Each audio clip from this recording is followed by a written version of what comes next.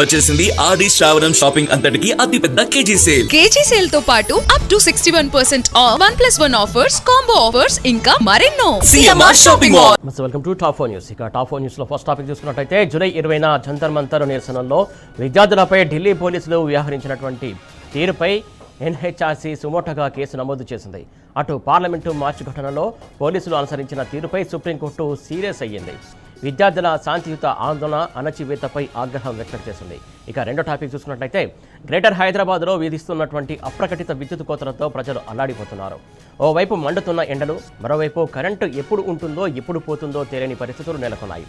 నిండు వానాకాలంలోనూ కోతలతో ప్రజలు విలవిల్లాడుతున్నారు.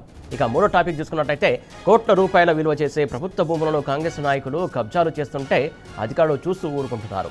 కూకట్పల్లి నియోజకవర్గంలో అల్లాపూర్ డివిజన్ సర్వే నెంబర్ 18లో 4 ఎకరాల భూమిని ప్రభుత్వ భూమిని కొనగొట్టే ప్రయత్నం చేస్తున్నారు. ఇక నాలుగో టాపిక్ చూసుకున్నట్లయితే అమెరికా పౌరులే లక్ష్యంగా మోసాలకు పాల్పడిన వ్యక్తిని ఈడీ అధికారులు అరెస్ట్ చేశారు.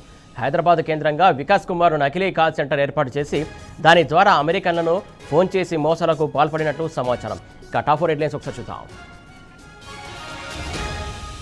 ఇక టాప్ 1 న్యూస్ చూస్తున్నాం. పార్లమెంటు మార్చి ఘటనలో పోలీసుల తీరుపై సుప్రీం సీరియస్, సుమోటోగా ఎన్హెచ్ఆర్సీ కేసు. ఇక టాప్ 2 న్యూస్ చూస్తున్నాం. రాజధానిలో అప్రకటిత కరెంటు కోతలు, వర్క్ ఫ్రమ్ హోమ్ ఉద్యోగులకు తప్పని తిప్పలు.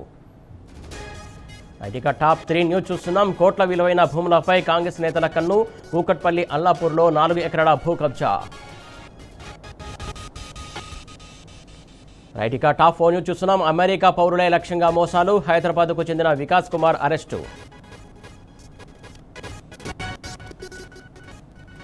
ఈ అంశాలకు సంబంధించినటువంటి సమాచారం మా ప్రతినిధులు సురేష్, లిబిల్, రంజిత్, సందీప్ ద్వారా తెలుసుకుందాం. ఇక టాప్ 1 డీటెయిల్స్ చూసుకున్నట్లయితే జూలై 20న జంతర్ మంతర్ నిరసనల్లో విద్యార్థులపై ఢిల్లీ పోలీసులు వ్యవహరించిన తీరుపై ఎన్హెచ్ఆర్సీ సుమోటోగా కేసు నమోదు చేసింది. ఈ కేసుపై ఢిల్లీ పోలీస్ కమిషనర్కు నోటీసులు జారీ చేసింది. 2 వారాల్లోగా పూర్తి నివేదిక సమర్పించాలని ఆదేశించింది. అదేవిధంగా ఈ ఘటనకు సంబంధించిన సీసీటీవీ ఫుటేజ్, వీడియో రికార్డింగ్స్ అన్నింటినీ భద్రపరిచి నివేదికతో పాటు సమర్పించాలని ఢిల్లీ పోలీసులకు ఆదేశించింది ఎన్హెచ్ఆర్సీ. పార్లమెంటు మార్చి ఘటనలో పోలీసులు అనుసరించిన తీరుపై సుప్రీంకోర్టు సీరియస్ అయ్యింది. విద్యార్థుల శాంతియుత ఆందోళన అణచివేతపై ఆగ్రహం వ్యక్తం చేసింది. బాష్పవాయువు ప్రయోగం, ఎలక్ట్రిక్ లాఠీలు, పెల్లెట్ల గన్ వాడకంపై సుప్రీంకోర్టు తీవ్ర అభ్యంతరం వ్యక్తం చేసింది. విద్యార్థులపై దాడి చేసిన వారిపై నిష్పక్షపాతకంగా దర్యాప్తు చేయాలని సీజేపీ ధర్మాసనం ఆదేశించింది. పోలీసుల తీరుపై స్వతంత్ర సిట్కు ఆదేశాలు జారీ చేసింది. మాజీ న్యాయమూర్తితో సిట్ ఏర్పాటు చేయాలని ఆదేశించింది. మేకులున్నటువంటి లాఠీలు ఎందుకు వాడారని సుప్రీం కూడా ఆగ్రహం వ్యక్తం చేసింది. పోలీసుల దాడిలో యువకుడు కంటి చూపు కోల్పోయినట్లు గుర్తు చేసింది. నేర చరిత్ర లేని విద్యార్థులను వెంటనే విడుదల చేయాలని సుప్రీంకోర్టు ఆదేశాలు జారీ చేసింది.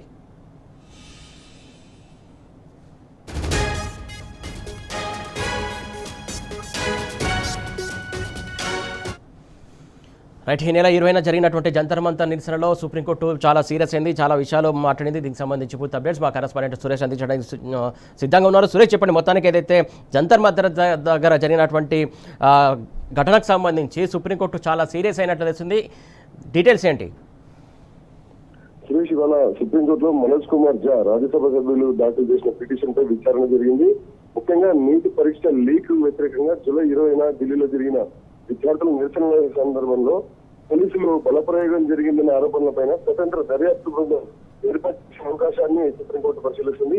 ప్రధాన న్యాయమూర్తి జస్టిస్ సూర్యకాంత్ ధర్మాసనం ఈ విచారణ చేయడం జరిగింది. ఎంఏఎస్ఎఫ్ బాగ్చి అలాగే జస్టిస్ శ్రీమోహన్ తో కూడిన ధర్మాసనం విద్యార్థులపై జరిగిన పోలీసుల బలప్రయోగానికి పాల్పడిన ఆరోపణల విషయం పైన, పోలీసులు జరిగిన దాడుల విషయం పైన సమగ్ర నిష్పక్షమైన దర్యాప్తు కూడా అవసరమని పేర్కొనడం జరిగింది. ఆ బలప్రయోగం అనేది చట్టాన్ని చేతిలోకి తీసుకోవడం అనేది బాధ్యులపై తీసుకున్న వారిపై చర్యలు తప్పమనే విషయాన్ని ఇవాళ విచారణ సందర్భంగా సుప్రీంకోర్టు వ్యాఖ్యానించడం జరిగింది. నిర్దేశిత ప్రోటోకాల్గా చట్టం తన పని చేయాల్సినటువంటి అవసరం ఉంటుందని ధర్మాసనం వ్యాఖ్యానించడం జరిగింది. ప్రస్తుతం అయితే ఈ కేసులో కేంద్ర ప్రభుత్వం తరఫున హాజరైన సోలిసిటర్ జనరల్ తుషార్ మెహతా విద్యార్థులు హింసకు పాల్పడలేదని, అత్యాచారం, మాదక ద్రవ్యాల కేసులు నిందితులైనటువంటి అసాంఘిక శక్తుల నిరసనలో చొరబడి పోలీసులపై దాడికి పాల్పడ్డారని చెప్పి కోర్టుకు ఆయన దృష్టికి తీసుకురావడం జరిగింది. అయితే సీజేపీ నిర్వహించినటువంటి ఈ ధర్నాలో సంసత్లో మార్చి సందర్భంగా ఈ సంఘటన చోటు చేసుకోవడం ఇవాళ సుప్రీంకోర్టులో ఈ విచారణ చేయడం జరిగింది. Parliament street police station general డైరీలో కూడా డీసీపీ స్థాయి అధికారుల ఆదేశాల మేరకే ర్యాపిడ్ యాక్షన్ ఫోర్స్ 2 రౌండ్ల పెల్లెట్ గన్లు ఉపయోగించినట్లు కూడా నమోదైనటువంటి పరిస్థితి. దీనిపైన కూడా సుప్రీంకోర్టు విచారణ కొనసాగిస్తుంది సురేష్.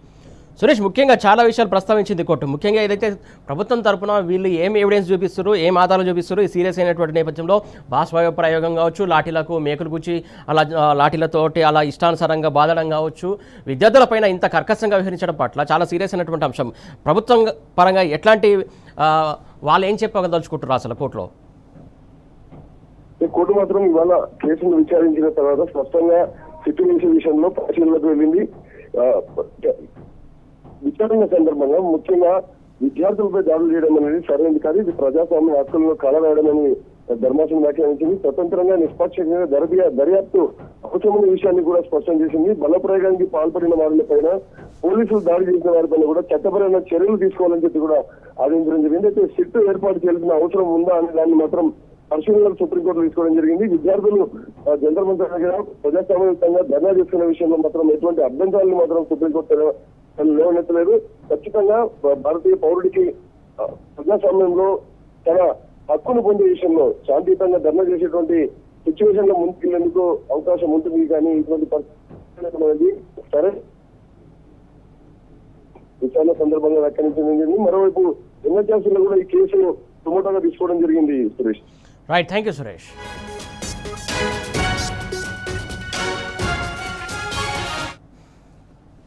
ఇక టాప్ 2 న్యూస్ డీటెయిల్స్ చూస్తున్నాం. గ్రేటర్ హైదరాబాద్లో విధిస్తున్నటువంటి అప్రకటిత విద్యుత్ కోతలతో ప్రజలు అల్లాడిపోతున్నారు. ఓవైపు మండుతున్న ఎండలు, మరోవైపు కరెంటు ఎప్పుడు ఉంటుందో ఎప్పుడు పోతుందో తెలియని పరిస్థితులు నెలకొన్నాయి. నిండు వానాకాలంలోనూ జీహెచ్ఎంసీ వ్యాప్తంగా సుమారు 32 డిగ్రీల సెల్సియస్ ఉష్ణోగ్రతలు నమోదవుతున్నాయి. అయినా కూడా పగలు రాత్రి అనే తేడా లేకుండా విద్యుత్ సరఫరాలో అంతరాయం ఏర్పడుతుండటం, గంటల పాటు విద్యుత్ అధికారులకు ఫోన్లు చేసినా పట్టించుకోకపోవడంపై ప్రజలు మండిపడుతున్నారు. దీనికి తోడు అకాల వర్షాలు, గాలులతో పలు ప్రాంతాల్లో కరెంటు సరఫరా నిలిచిపోతుండటంతో ఇబ్బందులు తప్పట్లేదు.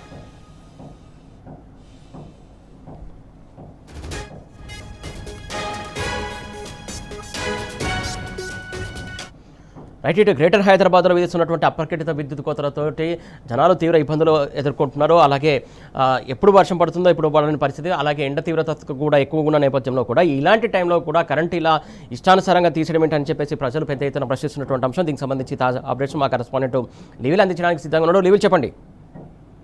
రాష్ట్ర వ్యాప్తంగా అప్రకటిత విద్యుత్ కోతలు పెద్ద ఎత్తున జరుగుతుంది. అయితే ప్రభుత్వం మాత్రం మాకేం పట్టింపు లేనట్టే వ్యవహరిస్తుంది. ప్రధానంగా వాళ్ళ పూర్తి స్థాయిగా ఎల్లిన ప్రభావంతో రాష్ట్ర వ్యాప్తంగా పెద్ద ఎత్తున ఇటు కరువు పరిస్థితులు ఒకవైపు అయితే, మరోపక్క విద్యుత్ కోతలతో రాష్ట్ర రైతాంగము, ఇటు హైదరాబాద్ నగరానికి సంబంధించిన నగర పౌరులంతా కూడా తీవ్ర ఇబ్బందులు ఎదుర్కొంటున్నారు. ప్రధానంగా కరెంటు కోతలతో ఏదైతే సాఫ్ట్వేర్ ఎంప్లాయీస్ కావచ్చు, ఇతరత్ర వర్క్ ఫ్రమ్ హోమ్ చేసే వారంతా కూడా చాలా ఇబ్బందులు ఎదుర్కొంటున్నట్టు కూడా ఎక్స్వేరికగా స్పందించారు. ప్రధానంగా టీజీఎస్పీడీసీఎల్ పరిధిలో పెద్ద ఎత్తున కరెంటు కోతలు ఉన్నట్లు స్పష్టంగా తెలుస్తుంది.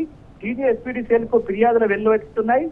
అయినప్పటికీ కూడా ప్రభుత్వం ఎలాంటి చలనం లేదు. అంటే ప్రధానంగా కరెంటు కోతలకు ప్రధాన కారణం రాష్ట్రంలో ముందస్తు చర్యలు చేపట్టకపోవడం, విద్యుత్ యాజమాన్యం కనీస చర్యలు కూడా చేపట్టకపోవడంతో ఏడాపేడా కరెంటు కోతలు జరుగుతున్నట్లు మనకు స్పష్టంగా తెలుస్తుంది.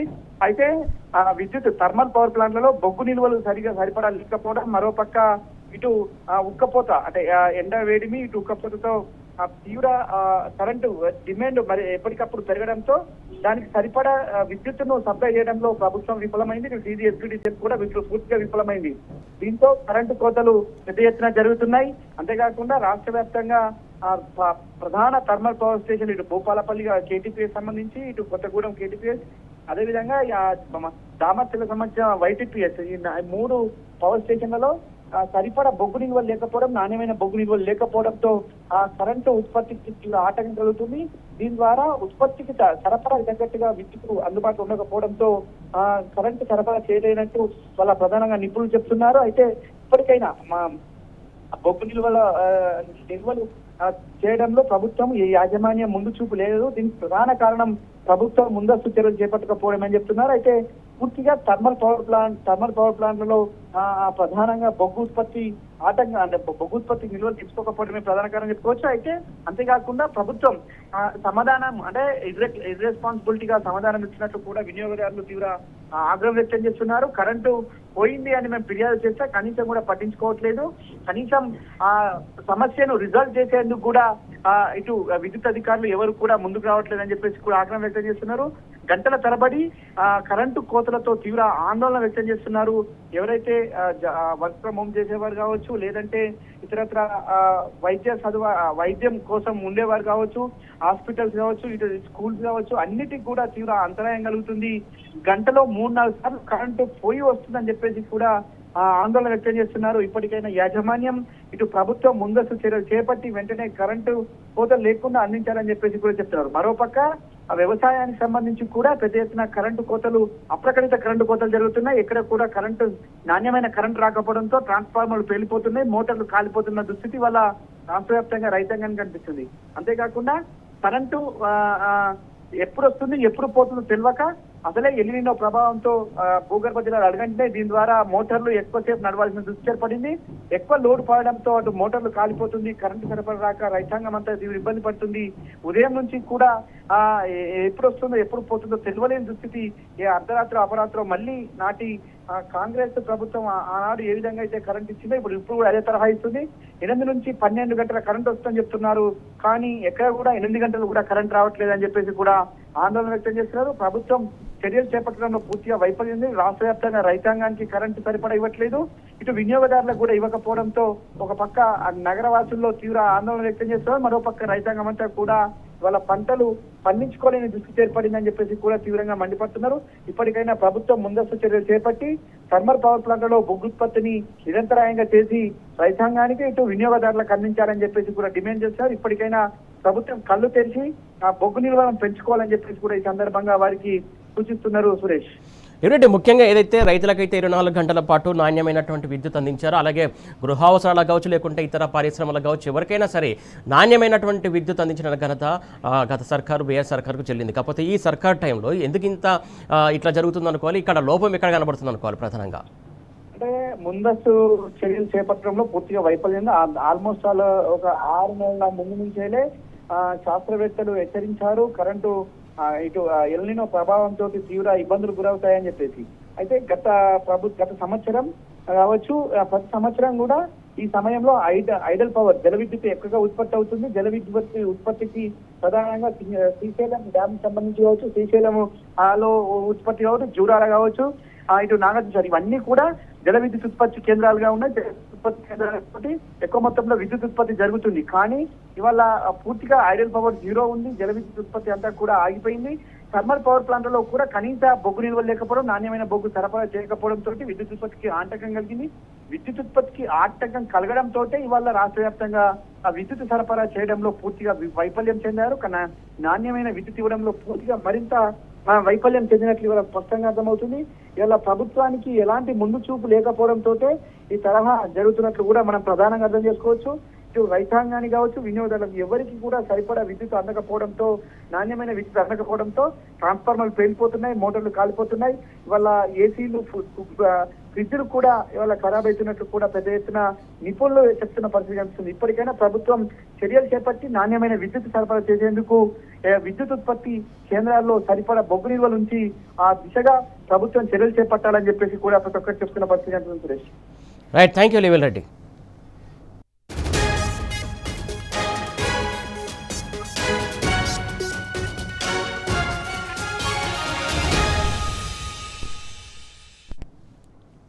న్యూస్ డీటెయిల్స్ చూస్తున్నాం. ప్రభుత్వ ఆస్తులను కాపాడాల్సినటువంటి అధికార పార్టీ నాయకులే కబ్జాలకు తెగబడుతున్నారు.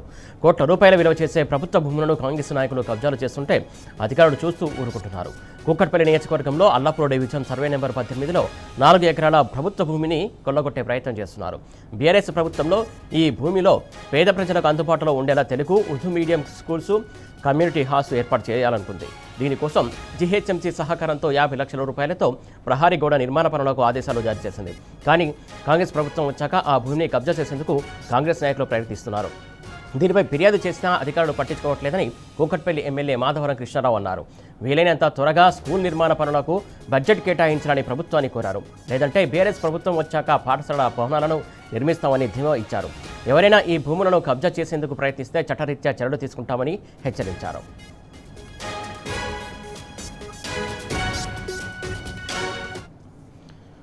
ఇటు కోట్ల రూపాయలు విలువ చేసే ప్రభుత్వ భూములను కాంగ్రెస్ నాయకులు కబ్జాలు చేస్తున్నారు. కూకట్పల్లి నియోజకవర్గంలో దీనికి సంబంధించి తాజా అప్డేట్స్ మా కరెస్పాండెంట్ రంజిత్ అందించడానికి సిద్ధంగా ఉన్నారు. రంజిత్, చెప్పండి, కూకట్పల్లి నియోజకవర్గంలోని అల్లాపూర్ డివిజన్ సర్వే నెంబర్ 18లో 4 ఎకరాల భూమిని కాంగ్రెస్ నాయకులు కబ్జా చేసేందుకు ప్రయత్నిస్తున్నట్టు తెలుస్తుంది. దీనికి సంబంధించి తాజా అప్డేట్స్ ఏంటి?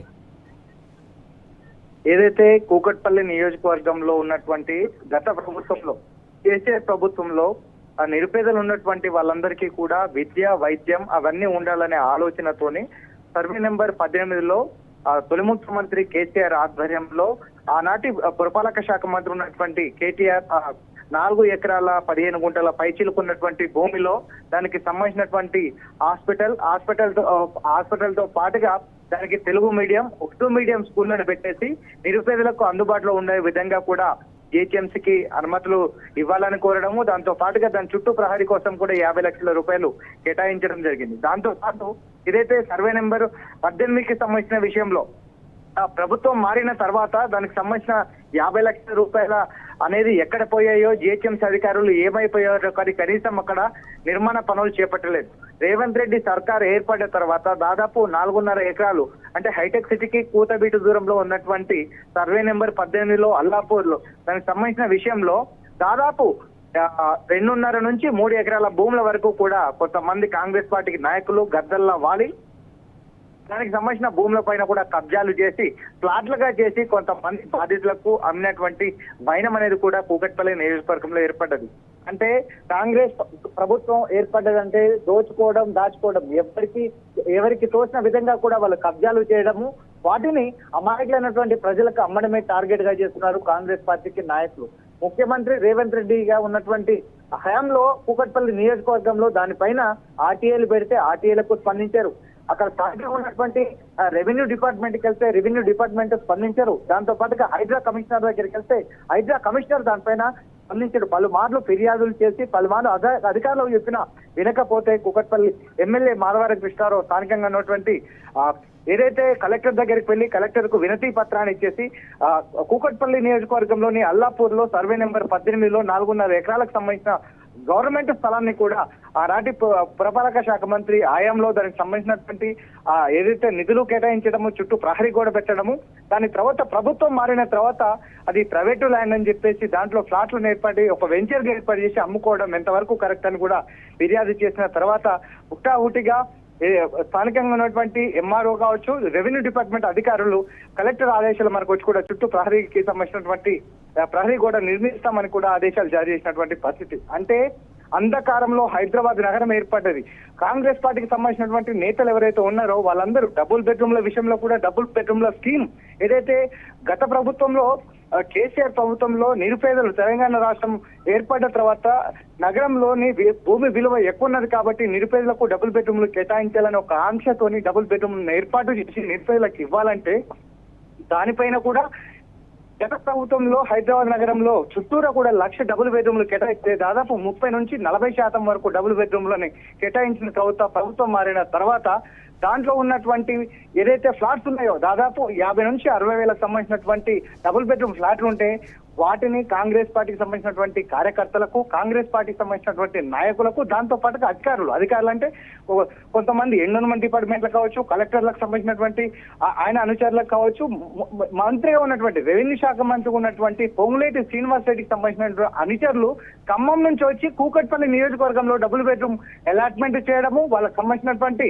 అలాట్మెంట్ లెటర్ ఇవ్వడము, వాటితో పాటుగా వాళ్లకు ఇంటి నెంబర్ తో సహా డోర్ నెంబర్ తో సహా ఇచ్చి వాళ్ళకు స్థలాలు అప్పగించినటువంటి పరిస్థితి. గత ప్రభుత్వంలో నిరుపేదలు అప్లై చేసుకుంటే ఎలిజిబిలిటీ ఉన్న వాళ్ళందరికీ కూడా కలెక్టర్ ఆధ్వర్యంలో వాళ్ళకు లాటరీ సిస్టమ్ చేసి లాటరీలో ఎలిజిబుల్ అయిన వాళ్ళకి మాత్రమే ఇస్తే ఈ ప్రభుత్వంలో మాత్రం గత ప్రభుత్వంలో 1 రూపాయి కూడా ఇవ్వకుండా డబుల్ బెడ్రూమ్లు కేటాయిస్తే ఇప్పుడు వాళ్ళ దగ్గర నుంచి లక్షల రూపాయలు దోచుకొని వాళ్ళకు ఈ యొక్క డబుల్ బెడ్రూమ్లు అమ్ముతున్నట్టుగా కూడా సమాచారం ఉంది. దానితో రెడ్ హ్యాండెడ్ గా ఎవరైతే ఉన్నారో వాళ్ళందరికీ డబుల్ బెడ్రూమ్ల స్కామ్ లో దాదాపు 20 నుంచి 30 మందికి కూడా డబుల్ బెడ్రూమ్లు కేటాయించారని దానికి సంబంధించింది మీడియా ముఖంగా కూడా ఎమ్మెల్యే మాధవరం కృష్ణారావు అధికారులను ప్రశ్నించారు, దాంతో ప్రభుత్వాన్ని ప్రశ్నించారు.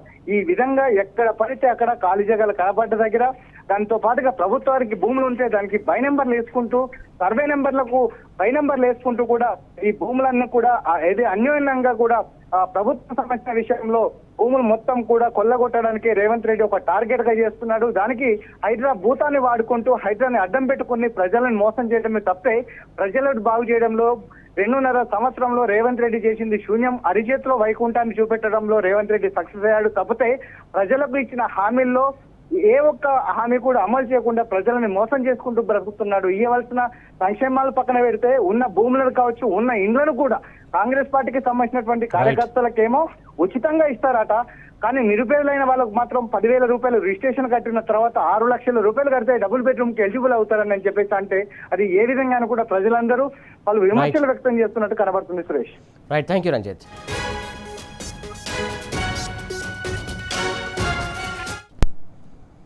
ఐటీకా టాప్ 4 న్యూస్ డీటెయిల్స్ చూస్తున్నాం. అమెరికా పౌరుడే లక్ష్యంగా మోసాలకు పాల్పడిన వ్యక్తిని ఈడీ అధికారులు అరెస్ట్ చేశారు. హైదరాబాద్ కేంద్రంగా వికాస్ కుమార్ నకిలీ కాల్ సెంటర్ ఏర్పాటు చేసి దాని ద్వారా అమెరికన్లకు ఫోన్ చేసి మోసాలకు పాల్పడినట్లు సమాచారం. మాదాపూర్లో 2023లో నమోదైన ఈ కేసుకు సంబంధించిన లావాదేవీలు, విదేశీ నిధుల బదిలీలపై ఈడీ విచారణ చేపట్టింది. అమెరికాల పౌరుడిని బెదిరించినటువంటి వికాస్ ముఠా కోట్ల రూపాయలలో వసూలు చేసి మనీ లాండరింగ్కు పాల్పడినట్టు ఈడీ గుర్తించింది. ఈ క్రమంలో హైదరాబాద్లో సోదాలు నిర్వహించిన ఈడీ అధికారులు వికాస్ను అరెస్ట్ చేశారు.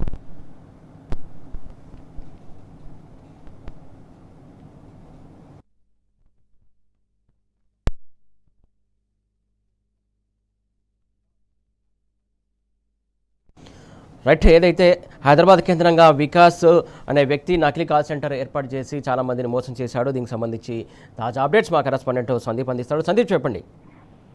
ఇవాళ హైదరాబాద్ తో పాటు బెంగళూరులో ఏకకాలంలో ఢిల్లీ పోలీసులు, ఢిల్లీ ఈడీ అధికారులు సోదాలు నిర్వహించారు. ఈ క్రమంలో హైదరాబాద్ కు చెందినటువంటి వికాస్ కుమార్ అలియాస్ విష్టి అనే పేరుతో ఒక వ్యక్తి హైదరాబాద్ కేంద్రంగా నాచారం ప్రాంతంలో వీసీ సొల్యూషన్స్ పేరుతోటి ఒక కంపెనీ ఏర్పాటు చేశాడు. ఆ కంపెనీలో ప్రధానంగా కాల్ సెంటర్ అని ఏర్పాటు చేసి ఆ కాల్ సెంటర్ లో మెయిన్ గా అమెరికాలో అంటే తెలుగువారు అమెరికాలో సెట్ అయినటువంటి తెలుగువారి లక్ష్యంగా వారి పౌరసత్వం ఉన్న వారిని గుర్తించి వారికి కాల్ చేసి వాళ్ళ ఉన్నటువంటి లొసుగులు అంటే పలానా అమౌంట్ చెల్లించడం కావచ్చు, ఇంకా ఇతరత్ర అవసరాలను ఆసరగా చేసుకుని మీరు ఇంత అమౌంట్ చెల్లించా ఉంది కాబట్టి తాము మీకు టెక్నికల్ గా సపోర్ట్ చేస్తామంటూ వారి వద్ద నుంచి పెద్ద ఎత్తున డబ్బులు వసూలు చేసి ఆ తర్వాత చేతులు ఎత్తేశాడు. ఈ క్రమంలో ఈ కేసు అనేక మలుపులు తిరిగి ఒక వ్యక్తి, ఒక గుర్తు తెలియని అమెరికా సిటిజన్ మాదాపూర్ పిఎస్ లో గతంలో ఒక కేసు నమోదైంది. దాని ఆధారంగా ఈడీ అధికారులు PMLA prevention of money laundering act కింద కేసు నమోదు చేయగా అది ఈడీ అధికారుల దృష్టికి చేరింది. ఇటువంటి కేసు ఇదే తరహాలోనే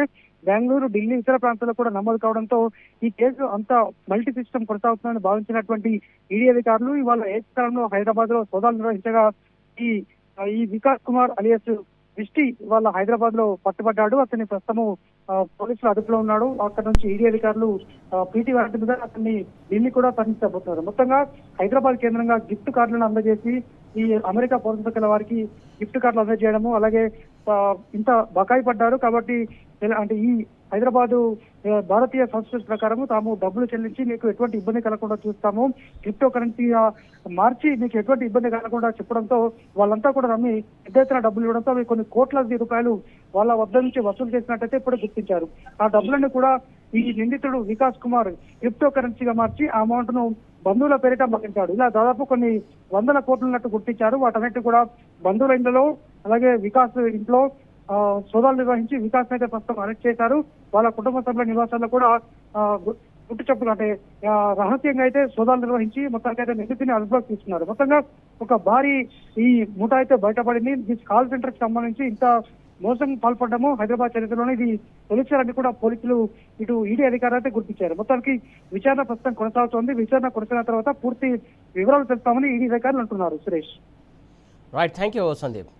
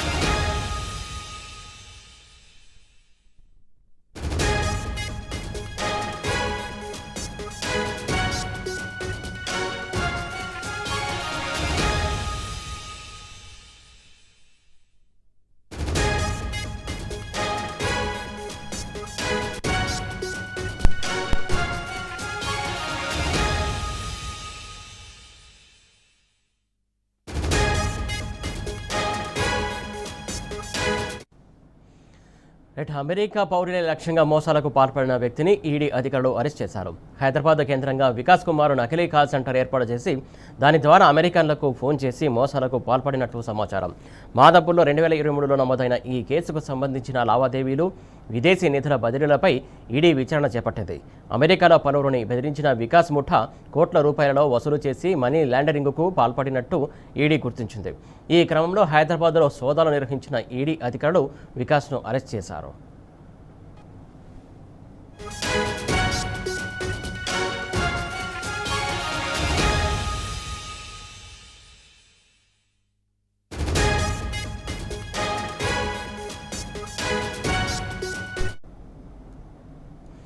ఇవి top 4 news updates. Keep watching tea news.